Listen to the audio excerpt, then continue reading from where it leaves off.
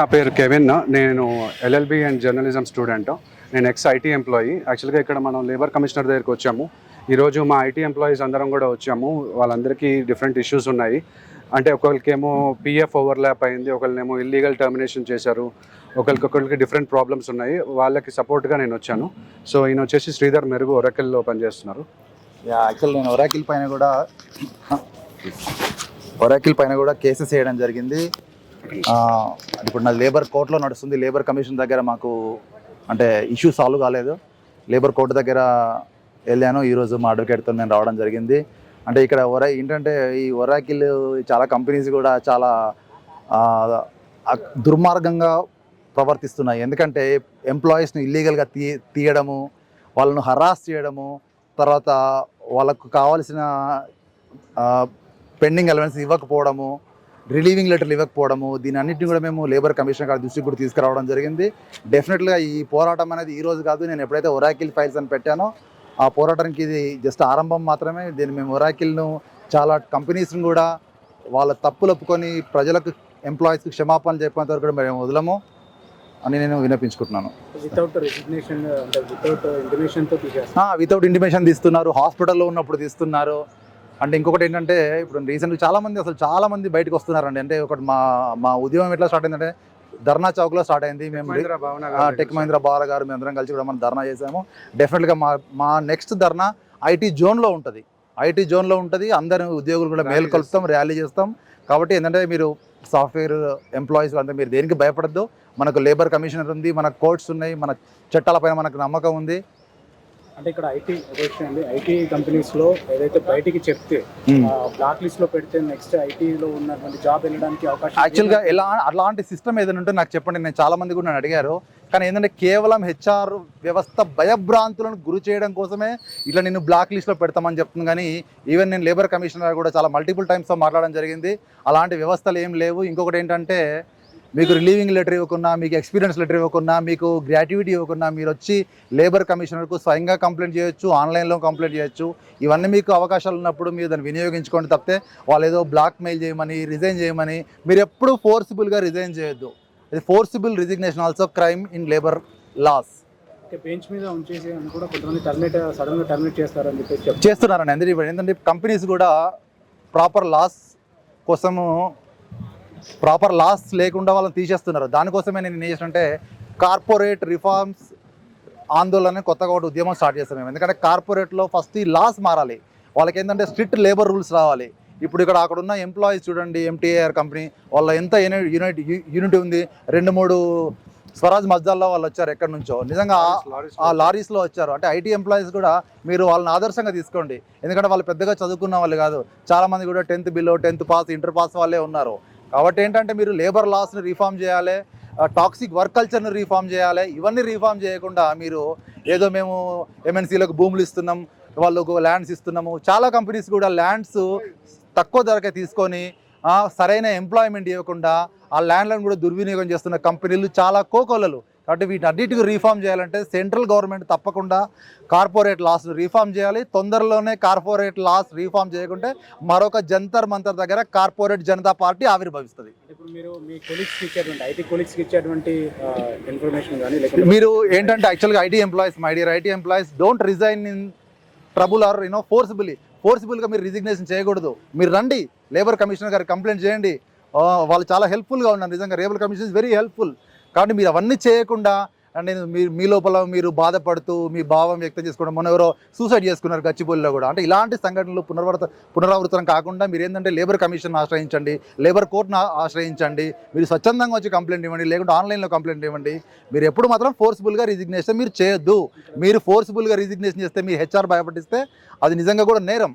ఇక్కడ ఇంకోటి రిసిగ్నేషన్ పెట్టినట్టయితే కనుక రిసిగ్నేషన్ పీరియడ్ ఏదైతే ఉంటుందో ఆ 3 months కానీ ఉన్నటువంటి బెంచ్ పైన ఉన్నప్పుడు కూడా వాళ్ళకి ఏంటంటే వర్క్ అలొకేషన్ ఇంకా ఎక్కువ చేసి ఇబ్బంది పెడుతున్నారని చెప్పి. అవునండి, డెఫినెట్గా ఇవి కూడా మా దృష్టికి వచ్చినాయి. కొంతమందిని ఏంటంటే మిమ్మల్ని బ్లాక్ లిస్ట్లో పెడతాము, మీ సోషల్ మీడియాలో మీ గురించి దుష్ప్రచారం చేస్తామని. ఇంకంటే రౌడీ షీటర్లు, ఈవెన్ ఒరాకిల్లో కూడా నన్ను రౌడీ షీటర్లు భయపట్టించారు. లోకల్ రౌడీ షీటర్లో వాళ్ళందరూ లోకల్ రౌడీ షీటర్లు ఎందుకు వస్తున్నారు ఒరాకిల్కు? అంటే వీళ్ళు ఏంటంటే కంపెనీలు ఏంటంటే ఒక లోన్ రికవరీ ఏజెంట్ లాగా వీళ్ళు పనిచేస్తున్నారు. మనం జనరల్గా మన లోన్ రికవరీ ఏజెంట్ ఎవరు వస్తారు, రౌడీ షీటర్లు వస్తారు. అంటే కార్పొరేట్ కంపెనీలు కూడా రౌడీ షీటర్ రిక్రూట్ చేసుకొని ఎంప్లాయీస్ను భయభ్రాంతులకు గురి చేసి వాళ్ళతోని ఫోర్స్ఫుల్గా రిజిగ్నేషన్ చేపించి ఎంప్లాయీస్ను భయపట్టి రిజిగ్నేషన్ చేస్తున్నారు. వాళ్ళకి కావాల్సిన సీవియరెన్స్ ప్యాకేజ్ ఇవ్వట్లేదు. మేము ఈరోజు కూడా ఇంకొక కొత్త డిమాండ్తో మేము ముందుకు వస్తున్నాము. ఏంటంటే ఐటీ ఎంప్లాయీస్ కూడా యూఎస్ అమెరికా లాగా అన్ఎంప్లాయ్మెంట్ ఇన్సూరెన్స్ 1 year వరకు ఉండాలి. ఆ రిఫార్మ్స్ కూడా మేము తొందరలోనే సెంట్రల్ గవర్నమెంట్ అశ్విని వైష్ణవ్ గారికి కానీ మన్సుఖ్ మాండవ్య గారికి వినతి పత్రం ఇస్తాము. డెఫినెట్గా కార్పొరేట్లో రిఫార్మ్స్ తప్పనిసరి, లేకుంటే ఈరోజు కార్పొరేట్ వ్యవస్థ ఎట్లా అయిపోతుందంటే విచ్చలవిడితనానికి గురవుతుంది. ఎందుకంటే ఎంప్లాయీస్ని అడ్డగోలుగా తీసేస్తూ ఈరోజు ఇంతమంది ఎంప్లాయీస్ ఇక్కడ లేబర్ కమిషన్ ఆఫీస్లో ఉంటే మీరు అర్థం చేసుకోవచ్చు వాళ్ళు ఎంత టాక్సిక్ వర్క్ కల్చర్ గురవుతున్నారు. నా పేరు హరీష్ అండి. నేను టెక్ మహీంద్రా ఎంప్లాయీ అండి. నన్ను కూడా చాలా ఫోర్స్ఫుల్గా ఎగ్జిక్యూట్ చేశారు. అంటే ఒక రూమ్లో కూర్చోబెట్టి సంతకాలు చేయించుకుని తర్వాత మీకు ఈరోజే లాస్ట్ డేట్ అని చెప్పి మన ల్యాప్టాప్స్ అవి తీసుకుని వెళ్ళిపోవాల్సిందిగా చెప్తుంటారండి. కానీ దీనికి పూర్వం చాలా జరిగినాయండి.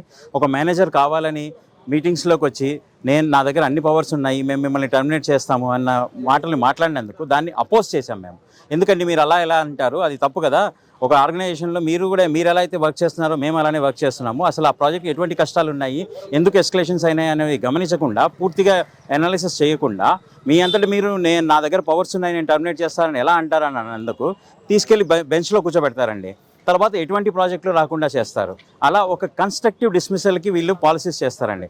టెక్ మహీంద్రా సొంతలోనే బిఎంఎస్లో అనేది వాళ్ళ ఓన్ పోర్టల్లో కొన్ని కోడ్ ఆఫ్ ఎథికల్ కండక్ట్స్, తర్వాత సపరేషన్ పాలసీస్ అని ఉన్నాయండి. వీళ్ళు ఏం చేస్తున్నారంటే మీడియాకి లే ఆఫ్స్ అయిపోతున్నాయి కదా, ఒరాకిల్లో 15 మంది లే ఆఫ్లు అయినాయి అని ఒక మీడియాలోకి వస్తే టెక్ మహీంద్రా మేనేజ్మెంట్ తరఫున ఎక్స్ వేదికగా పెట్టుకుని లేదు మేము అలాంటి లే ఆఫ్లు టర్మినేట్లు ఏమీ చేయట్లేదని చెప్తున్నారు. కానీ ఇది ఏమాత్రం నిజం కాదండి.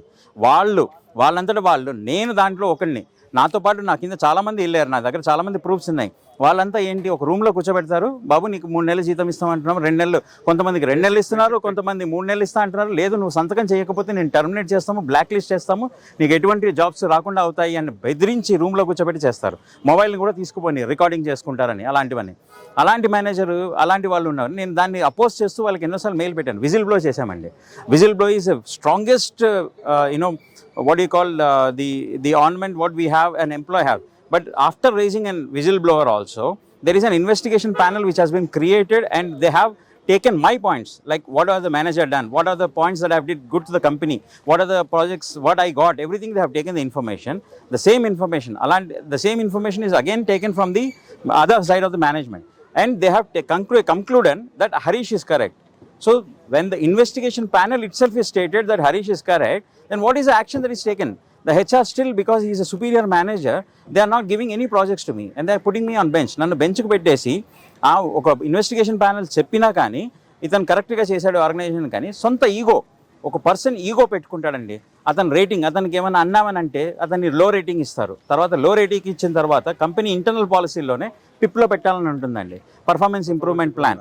అలాంటిది ఏమీ ఆర్గనైజ్ చేయకుండా నేను దాన్ని మెయిల్లో కూడా పెట్టాను. మీరు నన్ను తీసేయాలనుకుంటున్నారు, ఎల్ రేటింగ్ పెట్టారు, దానికి మీరు పర్ఫార్మెన్స్ ఇంప్రూవ్మెంట్ ప్లాన్ ఏది, ఎందుకు నన్ను తీసేయాలని అనుకుంటున్నాను, నేను ఇది ఒప్పుకోను అని చెప్పి మెయిల్లో పెట్టినా కానీ వాళ్ళ రూమ్లో కూర్చోబెట్టి నీకు ఇదే లాస్ట్ ఛాన్స్, నువ్వు చేయకపోతే నీకు ఎటువంటి బెనిఫిట్స్ రావు, నీకు పూర్తిగా జాబులు లేకుండా చేస్తామని చెప్పి భయపడిచ్చి ఇదా చేస్తుంటారు.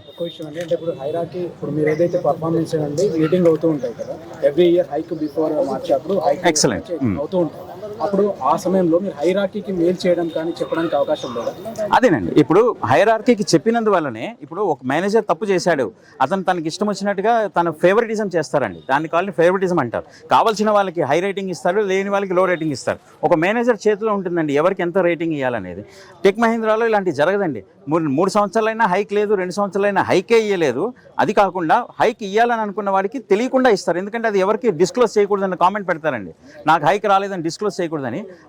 నాకు వచ్చింది అనుకోండి ఒకవేళ హైక్, నేను దాన్ని గమ్మున పెట్టుకుంటాను. బాబు నీకు రాలేదని చెప్తే, నాకు వచ్చిందని చెప్తే అదే ఇంకా గొడవ అవుతుందని చెప్పి వాళ్ళు చెప్పకుండా ఉండాలని చెప్పి వాళ్ళని రూమ్లో తీసుకెళ్ళి కూర్చోబెట్టి మీరు ఇలాంటి హైక్ విషయాలు ఎవరికి చెప్పకూడదు అన్నటువంటి పాలసీలు పెట్టుకుంటారు. ఇది ఒక రకంగా చెప్పాలంటే యాక్చువల్గా రేటింగ్ సబ్మిట్ చేస్తాం కదా మనము. సో ఆ రేటింగ్ వచ్చేంత వరకు కూడా మనకు తెలియదు. సబ్మిట్ చేసిన తర్వాత ఏప్రిల్ డిపెండింగ్ ఆన్ కంపెనీ, అది సబ్మిట్ చేసిన తర్వాత అసలు ఏం రేటింగ్ ఇచ్చారని మనకి చాలా టైం వరకు తెలియదు మనకి. అది వచ్చిన తర్వాత మళ్ళీ ఆ రేటింగ్ ఇది వచ్చింది అని మనం వాళ్ళకి ఫార్వర్డ్ చేస్తే ఏం లేదు, హైరార్కీ మా సుపీరియర్స్ ఇలా ఇచ్చారు. వాళ్ళు ఏం చేస్తారంటే బెల్ కర్వ్ అనేది ఒకళ్ళు ఎవరో క్రియేట్ చేశారండి ఒకనొక టైంలో. ఇప్పుడు ఒక రకంగా చెప్పాలంటే it is a kind of a colonial slavery system which British people have got us. మీకు కొలోనియల్ ఫేవరిజం అనేది మీరు ఒకసారి చూడండి. స్లేవరీ అనేది గుత్తకి తీసుకుంటారండి. గుత్తకి తీసుకుని నీకు ఇంత డబ్బులు ఇస్తాము చేయిస్తున్నాము అన్నట్టుగా చేసి తర్వాత లోపలికి వెళ్ళిన తర్వాత అంత డబ్బులు ఇయ్యరు. నీకు ఇంత తిండి పెడుతున్నామా లేదా, నువ్వు రూమ్లోకి వచ్చి 9 గంటలు లోపలే ఉండాలి, 9 గంటలు బయటికి వెళ్ళావంటే నువ్వు ఇంకా 2 గంటలు ఎక్కువ ఉండాలి, ఎక్స్క్యూజ్ మీ సార్, ఒక 2 గంటలు ఎక్కువ చేయాలి పని అని అలా రాత్రి బావులు పని చేస్తారు. రాత్రి 2ంటికి మీటింగ్ పెట్టచ్చు, 3ంటికి మీటింగ్ పెట్టచ్చు, లేదా రైన్ పగలు పని చేయొచ్చు.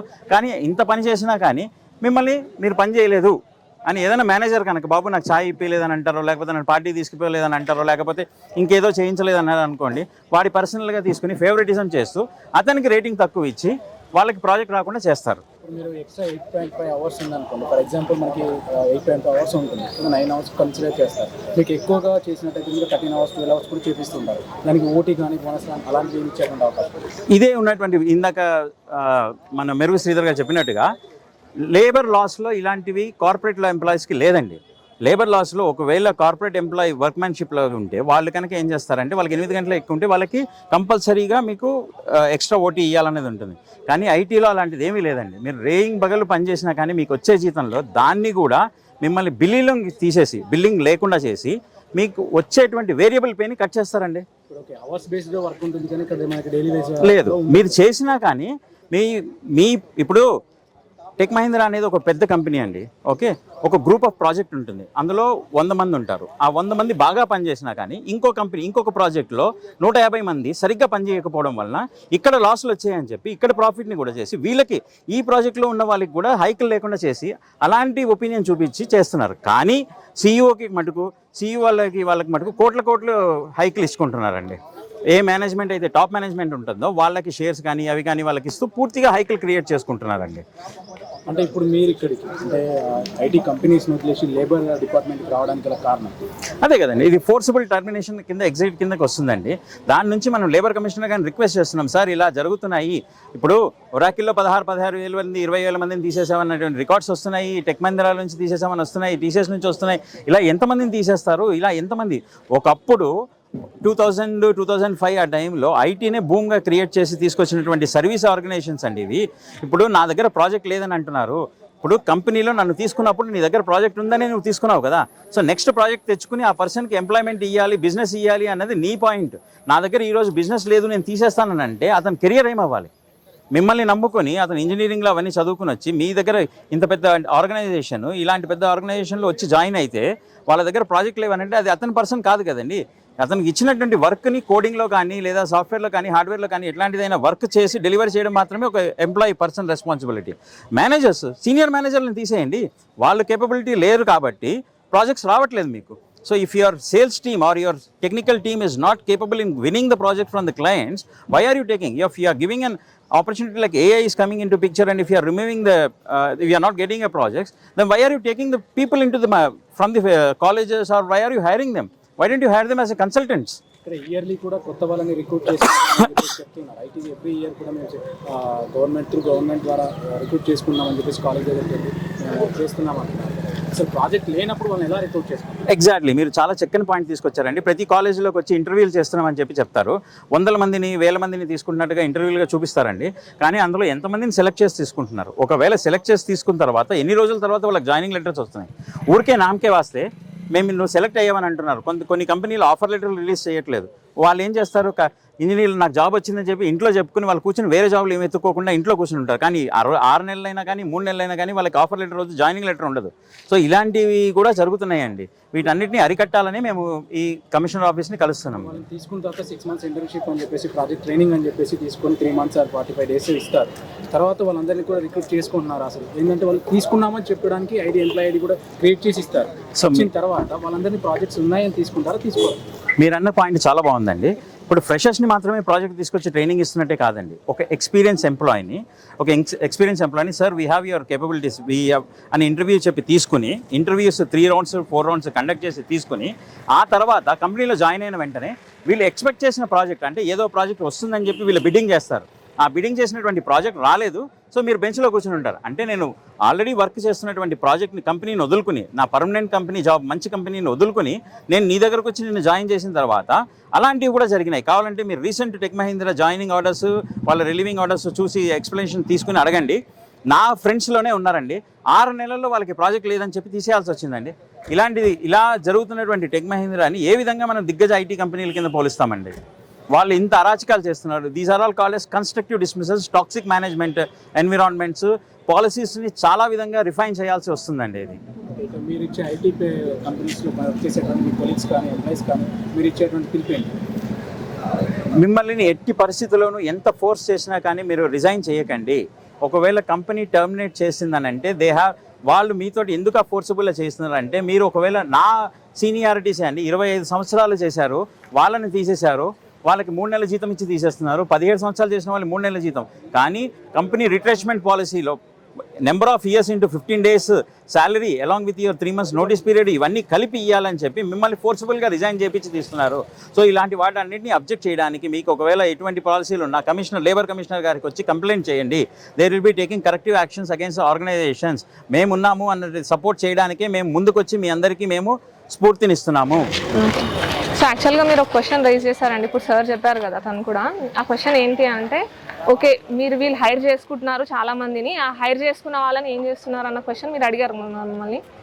ఇలానే సార్ 2021లో క్యాప్జెమిని, ఓకేనా, ఒక కంపెనీ ఏం చేసిందంటే కొంతమందిని రిక్రూట్ చేసుకుంది. వర్చువల్ ఇండక్షన్ ఆ టైంలో కోవిడ్ నడుస్తుంది కాబట్టి ఆ టైంలో వర్చువల్ ఇండక్షన్ చేసుకుంది. ప్రాజెక్ట్స్ ఉన్నని తీసుకొని వర్చువల్ ఇండక్షన్ జాయిన్ అయిన 5 minutesకి ఏం చెప్పిందనంటే, ఇప్పుడు మీరు అందరు బెంచ్లో ఉంటారు, మీరు ప్రాజెక్ట్ సర్చ్ చేసుకోండి. మరి మీకు ప్రాజెక్ట్స్ లేనప్పుడు మీరు హైర్ చేసుకోవడం ఎందుకు ఎంప్లాయీని, అతని టైం వేస్ట్ చేయడం ఎందుకు? అలా చేసి అప్పుడు ఏంటి, ఇప్పుడు వాళ్ళు వర్చువల్ ఇండక్షన్ జాయిన్ అయిన ఆ ఎంప్లాయీ వర్క్ చేయలేదండి, just 15 minutes virtual induction join అయ్యాడని చెప్పేసి ఆ ఎంప్లాయీ అకౌంట్లో ఎంప్లాయీ షేర్ ఎంప్లాయర్ షేర్ 2 వేశారు. యాక్చువల్గా ఎంప్లాయీ షేర్ ఎప్పుడు వేయాలండి, మనకు శాలరీ వేసిన తర్వాత మన శాలరీలో నుంచి ఎంప్లాయీ షేర్ వేయాలి. ఎక్కడన్నా 11 LPA శాలరీ ఉన్న ఆయనకి 50 రూపీస్, 400 రూపీస్, 2000 రూపీస్ అని ఒక్కొక్కలాగా ఉంటుందా అండి? ఏమంటారు ఎంప్లాయీ షేర్ అనేది? TDS అనేది అంటే అదే కదండి, ట్యాక్స్ డిడక్షన్ సోర్స్, ఓకేనా? సో ట్యాక్స్ డిడక్షన్ సోర్స్ అన్నప్పుడు మరి ఏమంటారు, మీరు ఎక్కడేసారు ఎంప్లాయీ జీతం ఏది? పోనీ అతను ఏమన్నా మిస్టేక్ ఉందా అని చెప్పేసి అతను అంత మొత్తం బ్యాంక్ స్టేట్మెంట్ చూసుకున్నాడు. ఎక్కడన్నా బై ఛాన్స్ కానీ, since it is a big company, వాళ్ళని డిఫేమ్ చేయాలని మా ఉద్దేశం కాదండి.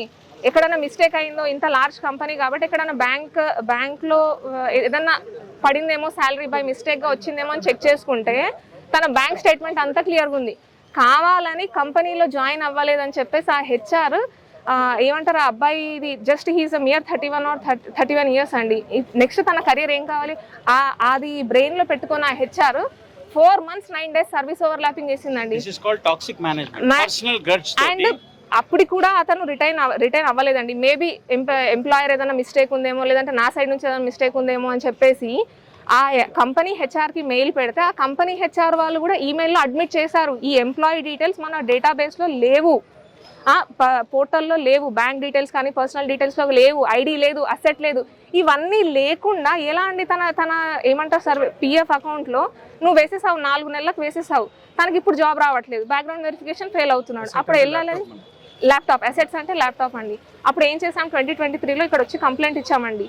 వీళ్ళు JCL 100 సార్లు మెయిల్స్ పెట్టాడు, రిజిస్టర్డ్ పోస్ట్ పంపించారు. ఆయన ఏమంటారు, జాయింట్ కమిషనర్ ఆఫ్ లేబర్ వచ్చి మీరు రండి, ఆ ఎంప్లాయీ సఫర్ అవుతున్నాడు, he's from a poor background, మీరు రండి, తనకు చాలా ఇష్యూస్ ఉన్నాయి, వచ్చి అమికబుల్లీ సెటిల్ చేసుకోండి అని ఈయన ఎన్నిసార్లు. అంటే గవర్నమెంట్ ఒక అథారిటీలో ఉన్న పర్సన్ని కూడా వాళ్ళు పట్టించుకోరండి, ఒక్కరు రాలేదు. Especially Capgemini. ఇంకోటి అడ్వైజరీ లెటర్ కూడా ఇచ్చారండి ఆయన, వాళ్ళు రావట్లేదని చెప్పి. ఎంప్లాయీ అండి 2 years తిరిగాడు, వస్తారేమో, అంత పెద్ద కంపెనీతో మేము పెట్టుకోగలమో లేదో అనుకొని చెప్పేసి భయంతో, లేబర్ లాస్ మీద అవగాహన లేదు కాబట్టి ఆయన ఏం చేశాడు, వచ్చి తిరిగాడు, మేబీ సెటిల్ అవుతుందేమో, కోర్టుకి వెళ్ళాల్సిన అవసరం లేదని చెప్పేసి తను వచ్చాడు, ఓపిక్గా వచ్చాడు. అప్పుడు కూడా వాళ్ళు రాలేదండి.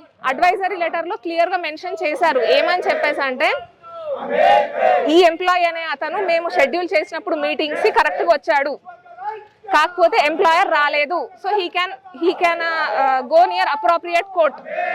అప్పుడు ఆ ఎంప్లాయీ ఏమంటారు, హైకోర్టులో వేశాడండి. హైకోర్టులో వేసి వాళ్ళ ఏమంటారు సిఇఓకి ఆర్ హెచ్ఆర్ ఇండియా హెడ్కి అప్పుడు లీగల్ నోటీస్ వెళ్తే అప్పుడు వాళ్ళు రెస్పాండ్ అయ్యారండి. ఇప్పుడు కూడా కేసు నడుస్తుంది. 6 months అండి ఈపీఎఫ్ఓ వాళ్ళకి. ఇప్పటికి ఆల్మోస్ట్ 2 years అయింది. కేసు 2024లో ఇచ్చామండి, జనవరిలో. చతుర్వేది సార్ ఉండే, ఇప్పుడు శ్యామ్ సుందర్ రెడ్డి సార్ జేసీఎల్ ఉన్నారు.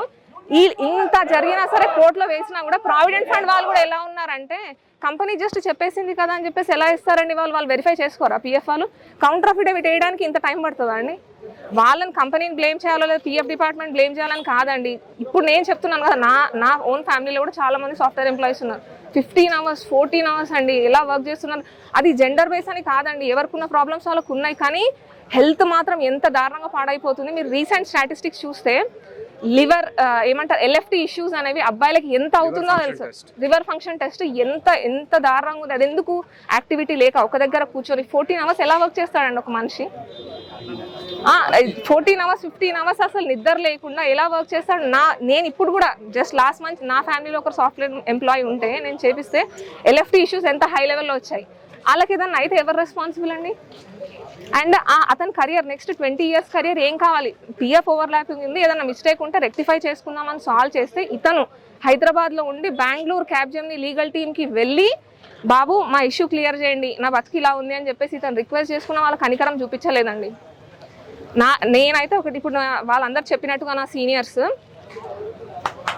ఎవరైనా ఫోర్స్ఫుల్గా ఒకవేళ టర్మినేట్ మిమ్మల్ని చేయాలి ప్రెషర్ చేస్తే నీకు సర్వీస్ లెటర్ ఇవ్వము, నువ్వు ఒకవేళ రిజైన్ ఫోర్స్ఫుల్, నువ్వు రిజైన్ చేయకపోతే నీకు సర్వీస్ లెటర్ ఇవ్వము, టర్మినేట్ అయిపోతా అని ఒకవేళ అంటే మాత్రం పెట్టకండి. జేసీఎల్ది మెయిల్ ఉంది, లేదు మీరు వాళ్ళు నైటే పెట్టేశారు మేడం మనకి తెలియదు అని అంటే అలా అనుకోకండి. జేసీఎల్ మెయిల్ తీసుకోండి, మెయిల్ ఇమ్మీడియట్ గా పెట్టేసేయండి.